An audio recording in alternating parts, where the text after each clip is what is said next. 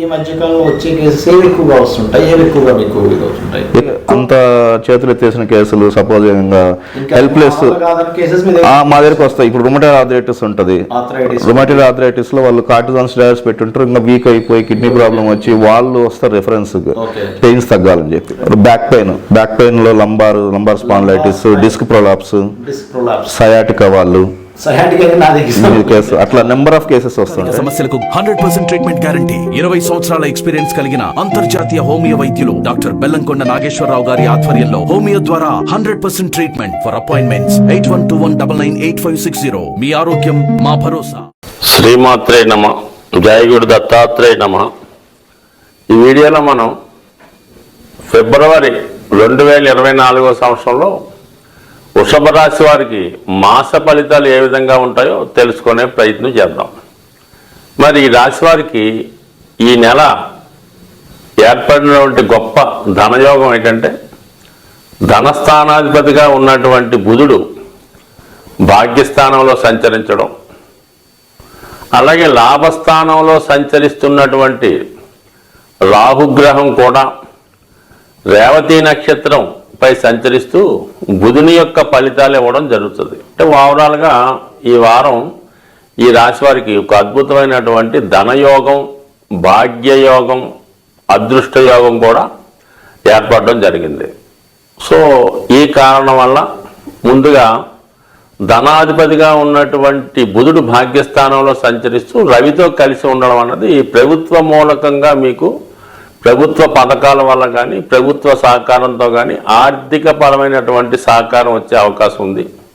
So మీరు ఏదన్నా ఒక గృహం కోసమో లేదంటే గృహం కట్టుకోవడానికి లోన్ కోసమో ప్రయత్నం చేస్తుంటే మరి ఈ నెలలో మీకు మరి ఈ రుణ సౌకర్యం ఏర్పడుతుంది.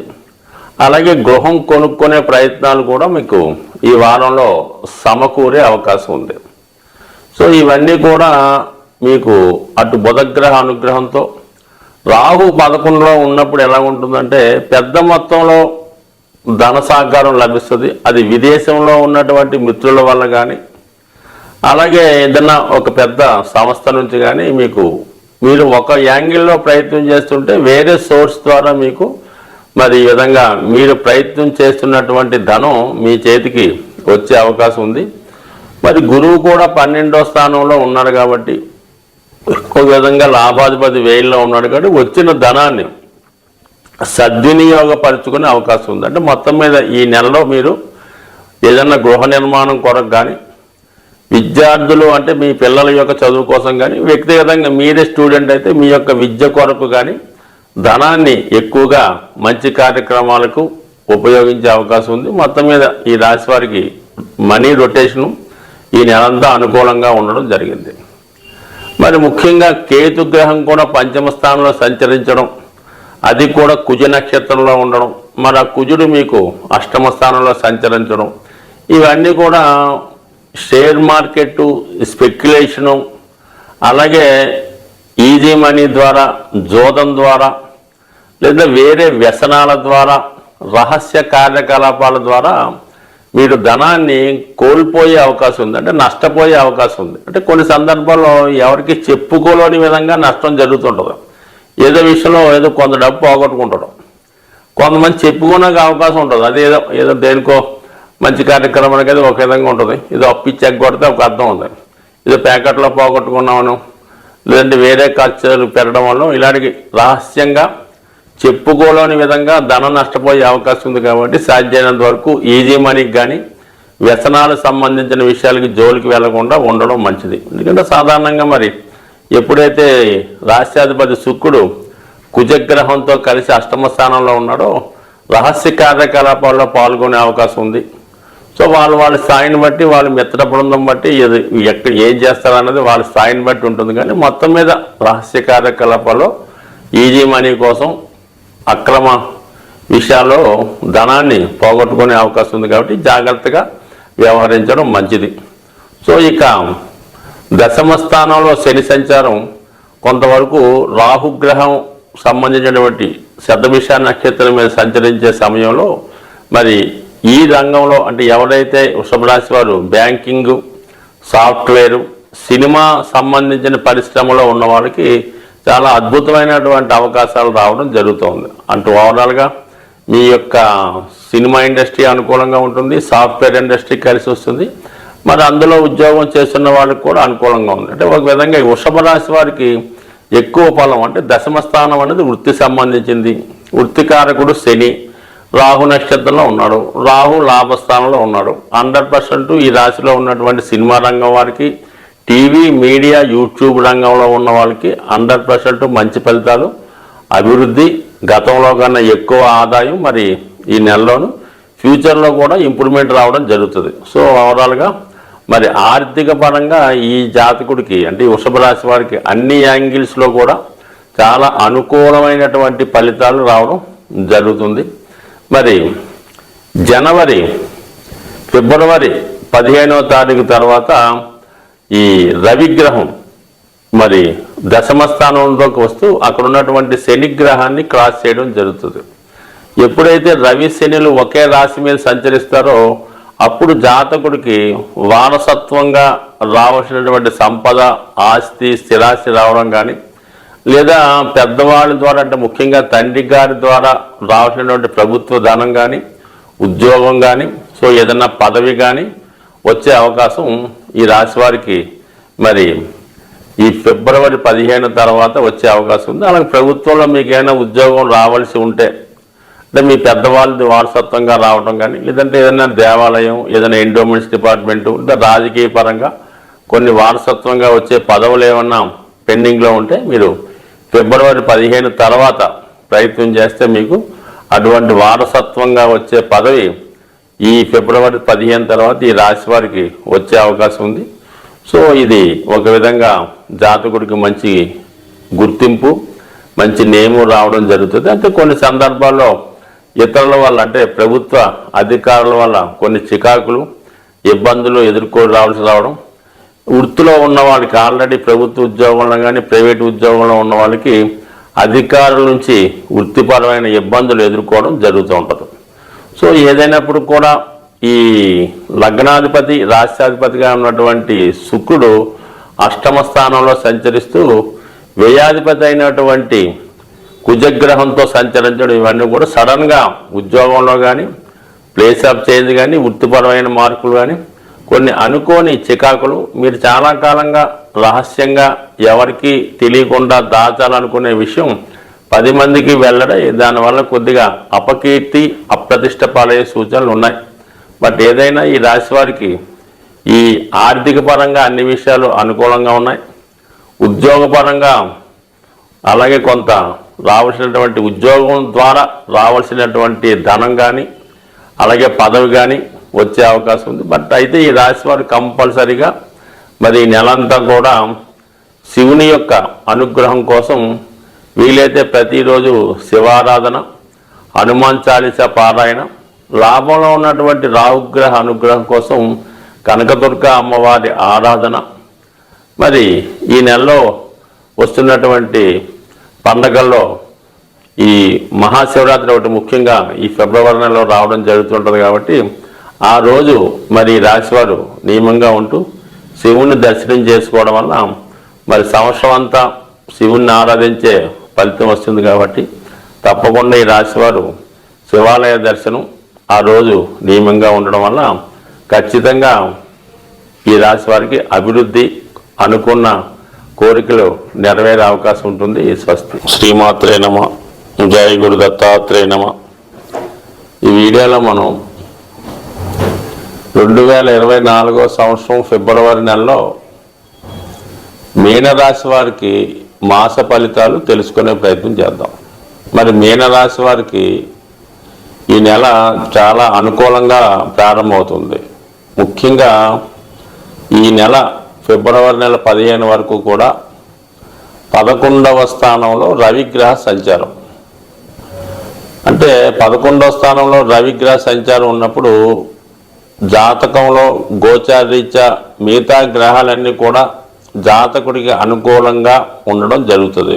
అంటే మెయిన్ అడ్మినిస్ట్రేటరు రాజు లాభస్థానంలో కంటే మీ యొక్క కార్యక్రమాలు, మీ యొక్క పనులు నెరవేర్చే స్థానంలోకి రావడం జరిగింది. ఒక విధంగా మీ కోరికలు తీర్చే స్థానంలోకి వచ్చినప్పుడు దానికి అనుగుణంగా మిగతా గ్రహాలు కూడా సంపూర్ణంగా రవిగ్రహానికి సహకరించడం జరుగుతూ ఉంటుంది. సో ఈ కారణం వల్ల మీరు చేపట్టిన కార్యక్రమాలు ఈ నెలలో 15వ తారీఖు లోపు విజయవంతంగా పూర్తయ్యే అవకాశం ఉంది.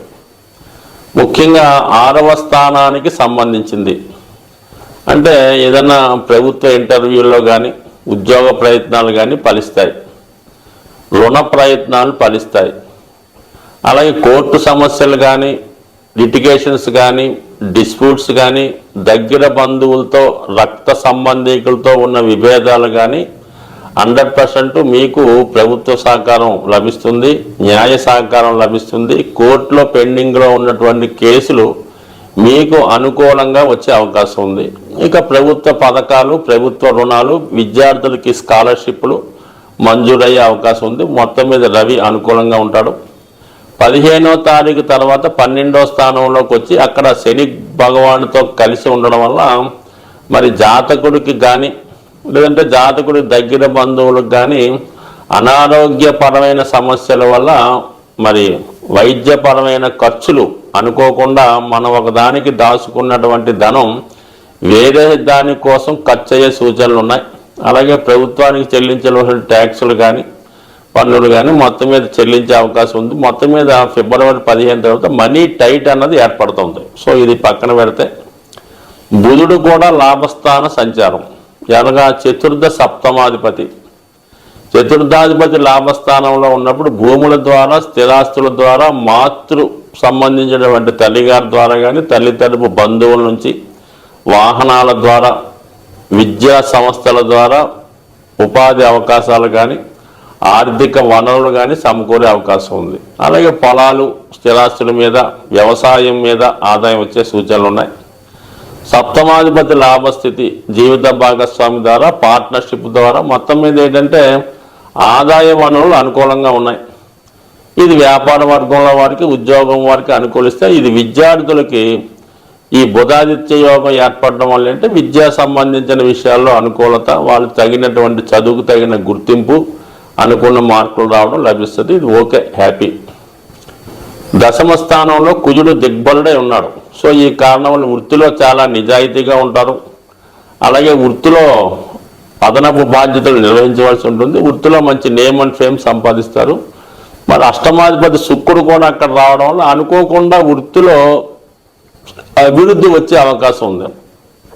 టెంపరీగా ప్రమోషన్ రావడం కానీ, లేదంటే అధికారుల యొక్క, మీ పైవారి యొక్క బాధ్యతలు మీరు నిర్వహించడం వల్ల కానీ జరిగే అవకాశం ఉంది. అలాగే వృత్తిలో స్త్రీల యొక్క సహకారం, కొలీగ్స్ యొక్క సహకారం ఏర్పడే అవకాశం ఉంది. కొంతమందికి మీద వాళ్ళ యొక్క జన్మ జాతకాన్ని బట్టి సడన్గా ఉద్యోగంలో మారే అవకాశం కూడా ఉంది. అంటే ఉన్న ఉద్యోగాన్ని విడిచిపెట్టి వేరే ఉద్యోగంలోకి మారడం కానీ, అనుకోకుండా వేరే ఉద్యోగులు ట్రాన్స్ఫర్ రావడం కానీ, వృత్తిపరమైన చేంజెస్, వృత్తిలో మార్పులు రావడం సహజంగా మరి కొంతమందికి ఈ నెలలో జరిగే అవకాశం ఉంది. మొత్తం మీద వృత్తిపరమైన మార్పులు బాగున్నాయి.